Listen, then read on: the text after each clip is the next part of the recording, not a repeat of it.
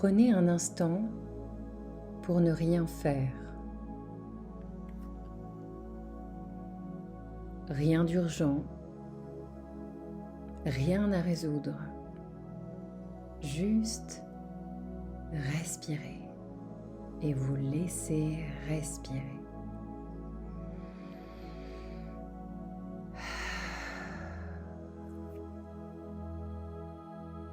Prenez le temps de sentir le contact de votre corps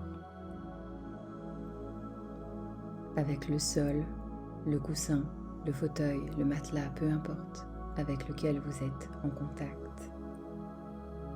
Un contact qui vous rappelle que, quoi qu'il arrive, vous êtes porté.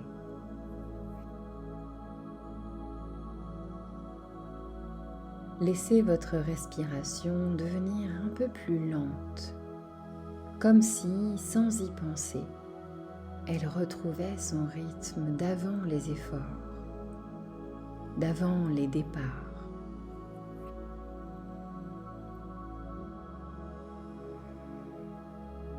Et pendant que vous respirez ainsi, doucement, une partie de vous peut déjà commencer à s'éloigner du bruit et se rapprocher subtilement de ce qui murmure.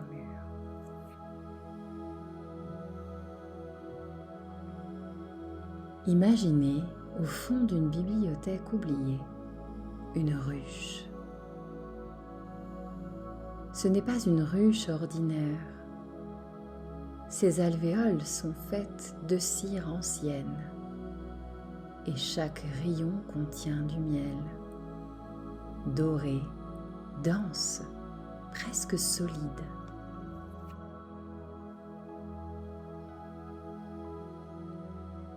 Dans chaque alvéole, une mémoire, une odeur de pain chaud, le tintement d'un accent, le silence d'une place à midi.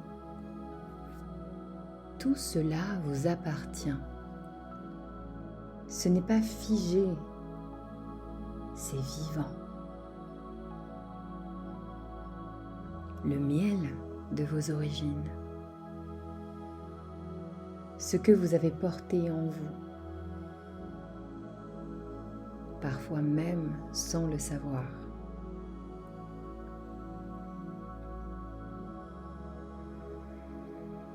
Et tandis que vous respirez, ce miel réchauffe quelque chose à l'intérieur, comme une nostalgie douce, qui est là, juste là. Et puis un passage s'ouvre, un couloir tissé d'ombre et de lumière. Vous marchez ou vous flottez, c'est égal, et vous arrivez dans un jardin suspendu.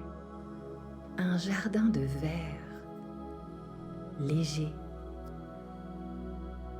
étrange, magnifique.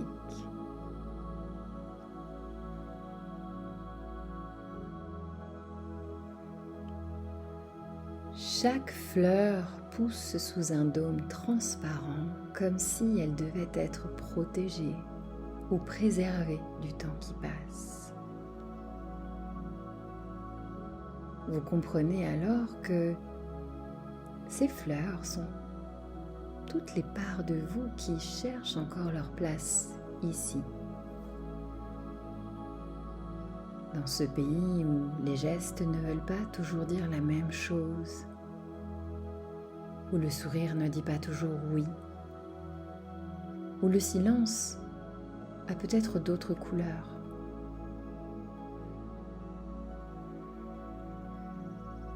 Alors les dômes commencent à se fissurer, à se fêler délicatement comme un verre ancien qu'on aurait soufflé avec tendresse. À travers ces fissures, la lumière entre, les fleurs s'ouvrent. C'est grâce à ces fissures que la lumière nécessaire à leur croissance a pu passer. Peut-être alors que vous découvrez un arbre au cœur de ce jardin. Un arbre unique. Ses racines plongent dans 2 terres à la fois. L'une est la vôtre, ancienne, connue, aimée, celle de votre enfance. L'autre terre est nouvelle, imprévisible, parfois déroutante. Et cet arbre ne choisit pas, il puise dans les 2 terres. Il porte d'ailleurs des fruits inconnus, singuliers.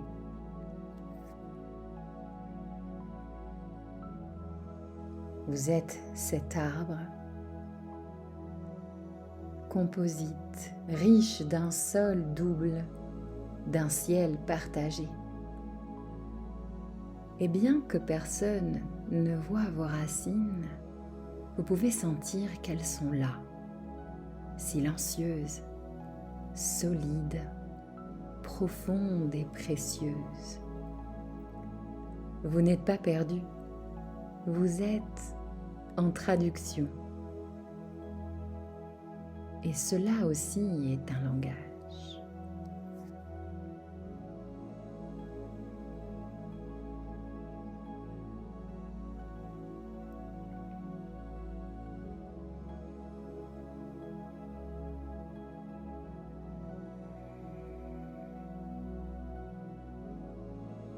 À l'issue de cette promenade, le jardin ne disparaît pas. Il descend lentement pour se déposer enfin sur la terre. Il a compris qu'il n'avait plus besoin d'être suspendu, qu'il pouvait alors s'ancrer, tout comme vous sentez votre corps à nouveau, votre souffle, la pièce autour de vous. Et ce jardin quelque part reste là, au-dedans, un espace pour vos racines nouvelles et anciennes. Un espace qui sait, qui n'a pas besoin de comprendre, juste d'être.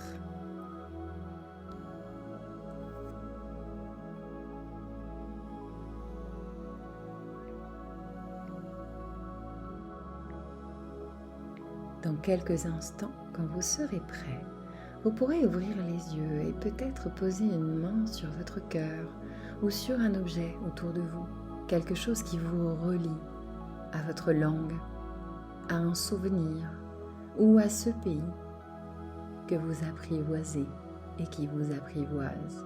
Ce petit geste imperceptible devient votre point d'ancrage, un pont discret entre ce que vous avez été et ce que vous êtes en train de devenir.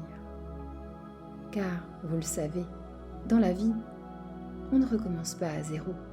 On continue en plus vaste, en plus subtil, et peut-être même, qui sait, en plus libre. Namasté.